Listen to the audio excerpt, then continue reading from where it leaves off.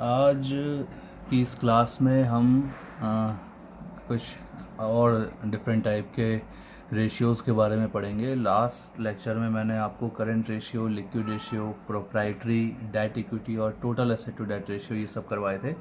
आज की क्लास में प्रोप्राइटरी रेशियो का हम एक बार रिवीजन करेंगे, डेट इक्विटी रेशियो और total asset to debt ratio, ये तीन रेशियोज़ अभी हम डिस्कस कर रहे हैं इस न्यूमेरिकल क्वेश्चन में।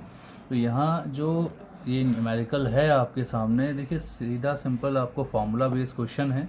और लास्ट जो वीडियो में डिस्कस हुआ था, लास्ट लेक्चर में जो डिस्कस हुआ था उसके आगे देख रहे हैं। सबसे पहला रेशियो इसमें हमें प्रोप्राइटरी रेशियो निकालना है। प्रोप्राइटरी रेशियो के लिए जो फॉर्मूला रहता है, प्रोप्राइटरी रेशियो के लिए फॉर्मूला है share holders fund.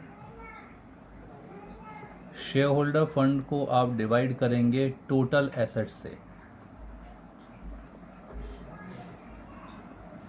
Share holder fund question में हमारे पास में यहाँ पर है, एक शेयर होल्डर फंड में शेयर कैपिटल है और एक रिजर्व एंड सरप्लस में जनरल रिजर्व है।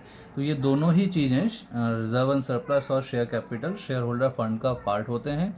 यहाँ पे शेयर होल्डर फंड हो जाएगा 1,00,000 और 10,000 को आप ऐड कर देंगे, टोटल हो जाएगा 1,10,000, दोनों का एडिशन। डिवाइड करेंगे आप टोटल एसेट से, जितने भी एसेट हैं यहाँ पर, और एसेट का टोटल 2,17,000 है। मैं अलग अलग फिगर्स नहीं लिख रहा यहाँ पर, 2,17,000 से डिवाइड कर देंगे और यहाँ पर आपका सिंपल सा है, आंसर आ जाएगा प्रोप्राइटरी रेशियो का। देखिए यहाँ 1,10,000 अपॉन 217,000 आंसर आएगा हमारा 0.506, यहाँ पर आ रहा है 0.5069:1। इसको हम डेसिमल के बाद 2 डिजिट तक 0.51:1 लिख सकते हैं और आंसर मैच हो गया है जी, करेक्ट है। अभी जो अगला रेशियो कैलकुलेट करना है वो है इसमें debt equity ratio. Debt equity ratio का फॉर्मूला होता है long term debt upon shareholders fund, या इक्विटी भी लिख सकते हैं आप शेयर होल्डर फंड को।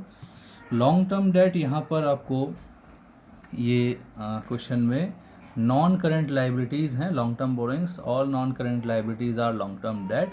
यहाँ पर 60,000 रुपीज़ का लॉन्ग टर्म डेट है, 60,000 अपॉन इक्विटी या शेयर होल्डर फंड अभी हमारा ऊपर आया था 1,10,000 रुपीज़।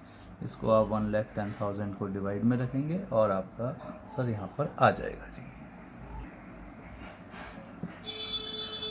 60,000 डिवाइडेड बाय 1,10,000, यहाँ पर आंसर आ रहा है 0.54545:1। राउंड ऑफ करेंगे, 0.55:1 इज डेट इक्विटी रेशियो।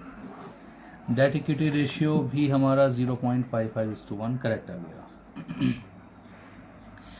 अगला रेशियो है total asset to debt ratio, उसकी तरफ बढ़ेंगे। तो टोटल एसेट, ये यहाँ पर अब आप इसे डेट इक्विटी रेशियो को देख लीजिए। अगर प्रोजेक्शन में लास्ट अभी थोड़ी सी दिक्कत थी, 60,000 का लॉन्ग टर्म डेट है, 1,10,000 रुपीज़ का इक्विटी है, आंसर आ गया 0.55:1। इसके बाद आते हैं total asset to debt ratio. Formula होता है total assets upon long term debt. तो टोटल एसेट क्वेश्चन में आपके सामने हैं 2,17,000 टोटल एसेट हैं, आप न्यूमरेटर में 2,17,000 रखिए। लॉन्ग टर्म डेट अभी ऊपर हमारा ये था, लॉन्ग टर्म डेट 60,000 था, 60,000 से आप इसे डिवाइड करेंगे और डिवाइड करने के बाद 2,17,000 अपॉन 60,000, ये 3.6166:1 आएगा, 3.6166:1। Total asset to debt ratio round off कर देंगे आप, 3.62:1। ये आपका total asset to debt ratio हो गया। जो ये न्यूमेरिकल अभी हमने देखा, इसमें हमारे तीनों रेशियो हमने कैलकुलेट कर लिए हैं बैलेंस शीट के आइटम्स की हेल्प से। आई होप ये आपको समझ में आया होगा, कोई डाउट नहीं होगा इसमें। देखिए अब अगला क्वेश्चन कर रहे हैं हम inventory turnover ratio. Inventory turnover ratio में आपके सामने पूरा इतना बड़ा सा न्यूमेरिकल है और इसमें बहुत सारे आइटम दिए हैं। ऊपर आपको दिया है स्टेटमेंट ऑफ P&L जिसमें आपको प्रॉफिट बिफोर टैक्स निकालने तक की कैलकुलेशन दिखाई गई है। और नीचे इसी स्टेटमेंट ऑफ P&L में कॉस्ट ऑफ मटेरियल कंज्यूम कैसे आया है ये नोट नंबर 1 में बताया गया है, और changes in inventory of finish goods and work in progress कैसे आया है ये आपको नोट नंबर 2 में बताया गया है। पहले हम नोट्स को डिटेल में देख लेते हैं और उसके बाद सॉल्यूशन पे चलेंगे। जो पहला नोट है कॉस्ट ऑफ मटेरियल कंज्यूम, इसमें आपने ओपनिंग स्टॉक या ओपनिंग इन्वेंट्री प्लस परचेजेस, इसका टोटल 11 लाख आया। इसमें से क्लोजिंग स्टॉक माइनस किया है तो 10 लाख रुपीज़ आया। इसके बाद जो दूसरा है changes in inventory, changes in inventory को आप मैं डेल्टा एस से, यहाँ स्टॉक या इन्वेंट्री एक ही बात होती है, हम बोल रहे हैं तो चेंज को हम डेल्टा एस से डिनोट कर रहे हैं और इसका फॉर्मूला होता है opening stock minus closing stock. Simple सा है।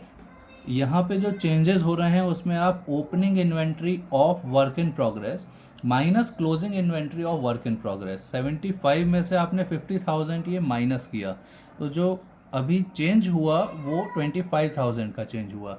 ऐसे ही फिनिश गुड्स में ओपनिंग इन्वेंट्री 175, क्लोजिंग इन्वेंट्री जो आप माइनस करेंगे 75,000, तो यहाँ पर 1 लाख रुपीज़ का फिनिश गुड्स का चेंज है। ये दोनों मिलाकर 1,25,000 का चेंज हुआ है इन्वेंट्री में। वो आपको यहाँ पर वर्किंग नोट नंबर 2 या फिर बी पॉइंट में 1,25,000 दिया गया है। अब हम आते हैं इसकी कैलकुलेशन पर। देखिए जी, इन्वेंट्री टर्नओवर रेशियो, शॉर्ट में मैं इसको ITR लिख देता हूँ यहाँ पर। एग्ज़ाम में आप फुल फॉर्म ही यूज़ करेंगे, कोई भी शॉर्ट एब्रीवेशन टाइप यहाँ पर यूज़ नहीं करेंगे। इन्वेंट्री टर्नओवर रेशियो का फॉर्मूला है cost of goods sold divided by average inventory, COGS upon average inventory. अभी cost of goods sold calculate करने के लिए दो सप्लीमेंट्री फार्मूलाज होते हैं, दो फार्मूला होते हैं COGS कैलकुलेशन के लिए। पहला फार्मूला है net sales minus gross profit. आप नेट सेल्स में से ग्रॉस प्रॉफिट माइनस करके COGS निकाल सकते हैं। और इसी के साथ एक और दूसरा फॉर्मूला COGS का opening stock of raw material. अभी यहाँ पर हम कॉस्ट ऑफ गुड्स सोल्ड की बात कर रहे हैं। कॉस्ट ऑफ गुड्स सोल्ड में सारी इन्वेंट्रीज को आप इंक्लूड कर देते हैं। अगर आप कॉस्ट ऑफ मटेरियल कंज्यूम की बात करते हैं तो केवल और केवल जो इन्वेंट्री आप यूज़ करते हैं वो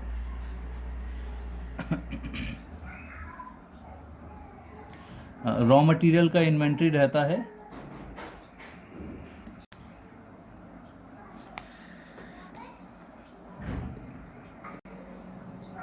जी, COGS कैलकुलेशन में जो इन्वेंट्रीज आप लेते हैं, ओपनिंग स्टॉक यहाँ पर मैं लिख देता हूँ, opening stock of raw material, opening stock of work in progress, opening stock of finish goods, complete opening stock plus purchases minus purchase return अगर कोई है, इसलिए हम यहाँ पर इसे नेट परचेज भी लिख सकते हैं। अगर आप केवल परचेजेस दिख रहे हैं तो minus purchase returns, return outwards. इसी के साथ आप इसमें माइनस करेंगे क्लोजिंग स्टॉक ऑफ इन्वेंट्री, और अगर कोई डायरेक्ट एक्सपेंस हुआ है तो वो ऐड हो जाएगा wages, octroi, carriage inward, freight inward, manufacturing expense, productive expenses, establishment charges, जितने भी एक्सपेंसेस हैं डायरेक्ट नेचर के वो यहाँ पर COGS कैलकुलेशन में ऐड हो जाएंगे। तो एक हम यहाँ पर कॉस्ट ऑफ गुड्स सोल्ड हमारे पास, देखिए नेट सेल्स तो ऊपर हम कह सकते हैं कि नेट सेल्स हमारे पास है, लेकिन ग्रॉस प्रॉफिट हमारे पास नहीं दिखाई दे रहा है। यहाँ पर प्रॉफिट बिफोर टैक्स है विच इज़ नेट प्रॉफिट। हमें नेट सेल्स कैलकुलेशन के लिए ये सेकंड फार्मूला लगाना होगा, जिसमें हमारे पास ओपनिंग इन्वेंट्रीज़ हैं, क्लोजिंग इन्वेंट्रीज़ हैं, परचेजेस है हमारे पास, परचेज रिटर्न यहाँ पे गिवन नहीं है, परचेजेस हमारे पास में है, और डायरेक्ट एक्सपेंसेस अगर कोई है तो वो हम यहाँ पर ऐड करेंगे, और नहीं है तो अभी उसको हम छोड़ देंगे और ये COGS हमारा कैलकुलेट हो जाएगा। इसके बाद एवरेज इन्वेंट्री का फॉर्मूला आता है। एवरेज इन्वेंट्री में आप opening inventories plus closing inventories या opening stock plus closing stock divided by 2, इस फॉर्मूला से आप सिंपल है एवरेज इन्वेंट्री निकाल लेते हैं। और जब ये दोनों चीज़ें आपकी आ जाएंगी इस इन्वेंट्री टर्नओवर रेशियो के फॉर्मूला में, आप उसे पुट करें और कैलकुलेट कर लीजिए इन्वेंट्री टर्नओवर रेशियो। देखिए अब इसको हम सॉल्व करते हैं। यहाँ पर COGS के कैलकुलेशन के लिए cost of goods sold is equal to, आप सारे ओपनिंग स्टॉक जितने भी हैं वो सारे ओपनिंग स्टॉक यहाँ पर प्लस होंगे। ओपनिंग स्टॉक ऑफ इन्वेंट्रीज हमें 1,50,000 दिया है, 1,50,000, plus opening stock of work in progress 75,000, plus opening stock of finish goods 1,75,000। इसमें आप प्लस करेंगे परचेजेस हैं 9,50,000 रुपीज़, और माइनस करेंगे, यहाँ परचेज रिटर्न कुछ नहीं दिया है तो हम परचेज रिटर्न माइनस नहीं कर रहे हैं। अब आप क्लोजिंग स्टॉक माइनस करेंगे। पहला क्लोजिंग स्टॉक रॉ मटेरियल का 1,00,000 रुपीज़ है। अगला closing stock work in progress का 50,000। इसके बाद क्लोजिंग स्टॉक है 75,000 फिनिश गुड्स का। अगर यहाँ पर हमारे पास कुछ डायरेक्ट एक्सपेंसेस होते हैं, अगर नोट्स में हमारे पास डायरेक्ट एक्सपेंस दिए होते हैं या ऊपर हमें अदर एक्सपेंसेस में दिया होता है कि ये वेजेस है या फिर डायरेक्ट नेचर का एक्सपेंस है, कैरेज इनवर्ड, फ्रेट इनवर्ड, इस टाइप का है, तो आप उसको भी यहाँ प्लस कर देते हैं जी। इतना करने के बाद देखिए हमने करा यही है जो यहाँ पर हमें कैलकुलेशन में दिया गया है। ओपनिंग स्टॉक है, परचेज प्लस हुआ है, क्लोजिंग माइनस हुआ है। ऐसे ये ओपनिंग प्लस ये क्लोजिंग माइनस हुआ है, यहाँ पे ओपनिंग में पॉजिटिव है, क्लोजिंग माइनस हुआ है। इन सब का फाइनल बैलेंस एक ही 10 लाख आ रहा है और एक 125,000 आ रहा है। अगर मैं इन दोनों को ऐड कर दूं 11,25,000, तो इसका आंसर यही आएगा। ये आप करके भी देख लीजिए। आप सारे जितने अमाउंट यहाँ पॉजिटिव है मैंने प्लस किए हैं, जो नेगेटिव है मैंने माइनस किए हैं। ये नोट जो नीचे दिया है इसी से मैंने COGS कैलकुलेशन में यही सारे अमाउंट यूज़ किए हैं। तो यहाँ पर जो आंसर आएगा COGS का 11,25,000 आना है जी। COGS हमारे पास आ चुका है। इसके बाद हम एवरेज स्टॉक या एवरेज इन्वेंट्री कैलकुलेट कर लेते हैं।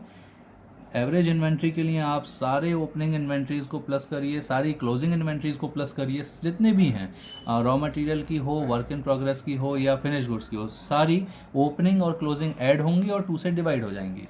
तो हमारे पास जो ओपनिंग है यहाँ पर एक 1,50,000 है, एक 75 है और एक 175 है। ऐसे ही क्लोजिंग वाली 1,00,000 है, 50,000 है, 75 है। ये सारे अमाउंट प्लस होंगे।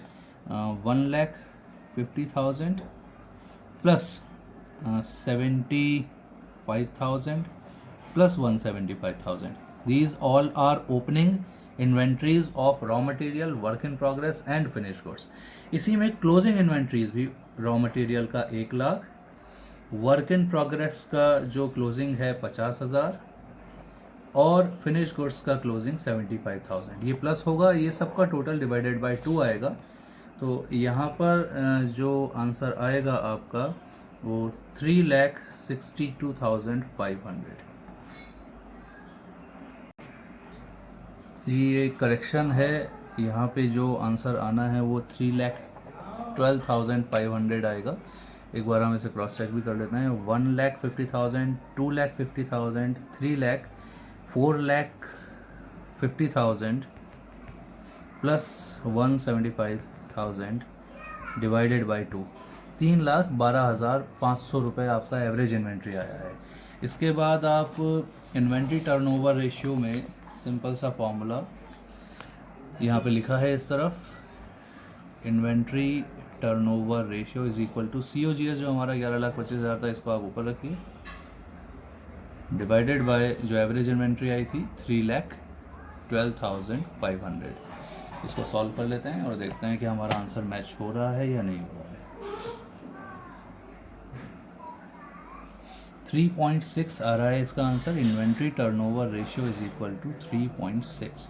और ये जितने भी टर्नओवर रेशियो होते हैं आप इन्हें टाइम्स में डिनोट करते हैं, तो ये हो गया हमारा 3.6 टाइम्स। आई होप ये वीडियो भी, ये लेक्चर आपको समझ में आया होगा। और इसके बाद हम नेक्स्ट टॉपिक जो है वो अगले लेक्चर में डिस्कस करते हैं।